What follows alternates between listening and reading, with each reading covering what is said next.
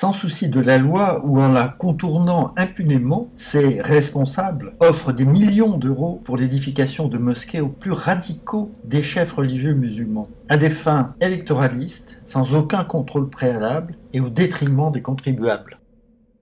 En 2010 paraissait la première version de Ces mères qui courtisent l'islamisme et nous avons sorti là en janvier 2015, à nouveau en librairie, une version largement augmentée de 8 nouveaux projets de mosquées disséqués dans 8 nouvelles mairies.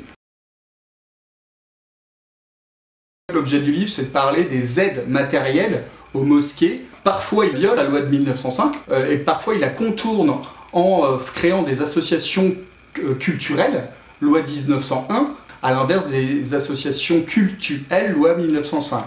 Donc ça, c'est le grand stratagème des maires pour financer les islamistes, parce que je prouve vraiment qu'il s'agit de mosquées radicales. Les députés ont une réserve parlementaire qui correspond à plusieurs dizaines de milliers d'euros, et ils peuvent en faire ce qu'ils veulent. Il y a un député UMP du Nord, Thierry Lazaro, qui a utilisé sa réserve parlementaire pour financer une mosquée. Le député de Gironde, Vincent Feltès, du Parti Socialiste, il a utilisé 50 000 euros de sa réserve parlementaire pour la mosquée de Bordeaux qui est en projet. Alain Juppé allait rencontrer les frères musulmans en Égypte en disant qu'il ne fallait pas les diaboliser, qu'il fallait leur faire confiance pour leur marche vers la démocratie. On a vu ce qu'il en était. Il faut savoir que la grande mosquée de Bordeaux, c'est l'imam Tarek Oubrou, qui dans son dernier livre a dit qu'il était encore membre des frères musulmans en 2013.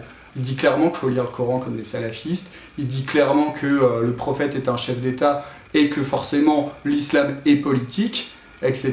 Il veut rétablir le califat. Cette personne a été imam pendant 30 ans dans beaucoup de mosquées, il tenait ses discours, et là, comme par hasard, depuis qu'il est invité sur tous les plateaux télé, il aurait changé d'opinion. David Lisnard, c'est le nouveau maire de Cannes, UMP.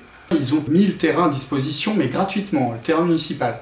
Et qui pilote la mosquée de Cannes? Eh bien, c'est le propriétaire de la chaîne Iqra en Arabie Saoudite. Et c'est terrifiant, il faut conquérir le monde par le djihad. Ils ont appelé la mosquée de Cannes Iqra.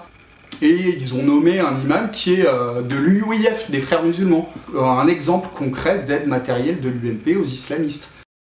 À Nîmes, un vice-président de l'UMP, Jean-Paul Fournier, a cédé un temple protestant, qui était désaffecté certes, pour en faire une mosquée. C'est une association qui fait l'éloge de prédicateurs des frères musulmans, de l'UIF. Le président de la communauté urbaine de Tours, qui est UMP, qui a dit qu'ils allaient maintenir la promesse de don de 2 millions d'euros pour la mosquée de Tours. Un énorme mouvement islamiste turc qui s'appelle Milli Görüş, ça veut dire Vision Nationale en français, qui a été fondé par Necmettin Erbakan, qui était l'ancien Premier ministre turc, islamiste radical. Et lui, il parle de djihad de manière décomplexée. En Allemagne, ils ont 500 mosquées. En France, c'est en train de s'étendre à une vitesse vertigineuse. Le Milli Görüş fait partie du projet pour la grande mosquée de Metz. C'est comme l'histoire de la mosquée de Roissy-en-Brie, où en fait, au rez-de-chaussée c'est la mosquée, et à l'étage c'est l'école coranique. Et l'école coranique a touché 185 000 euros de subvention par le Conseil général PS de Seine-et-Marne, à l'unanimité, donc les élus aussi, les conseillers généraux UMP et PS. Le problème de base, c'est qu'il y a des aides matérielles aux mosquées. Les gens, quand ils achètent une maison, ils s'endettent sur 30 ans maintenant. Et les musulmans en France, il n'y en a plus aucun qui achète son terrain pour construire une mosquée. C'est pas normal, quoi. Je suis désolé, pourquoi les mairies ne donnent pas des terrains gratuits en français?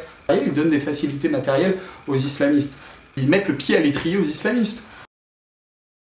Des sommes considérables sont distribuées aux mosquées radicales, au détriment de ceux qui devraient être engagés pour l'emploi, les crèches, la pauvreté. La double anomalie, le financement illégal des lieux de culte par l'État laïque et le pouvoir remis aux mains des frères musulmans, association islamiste radicale. Tous les plus gros sites d'information musulmans en France, c'est facilement vérifiable, ce sont des sites proches des frères musulmans et islamistes. Safir News, Oumma, Islam et Info, ce sont les pires qui invitent. Certains prédicateurs n'ont même pas pu rentrer en France parce qu'ils appellent à tuer les juifs, à tuer les apostats, etc. Ils réunissent 100 000 personnes tous les ans au Bourget. Et les musulmans modérés, ils font un congrès? Non, il n'y a aucun congrès des musulmans tolérants, on les entend jamais. Donc les musulmans modérés ne représentent pas la pensée musulmane contemporaine. Et ça n'a débouché sur aucun courant de pensée, aucune association, et encore moins des réseaux de mosquées.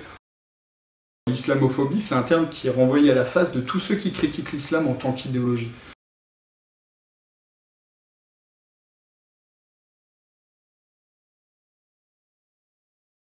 En France, une mosquée est construite tous les 5 jours et demi, en grande partie à l'insu et aux dépens des contribuables.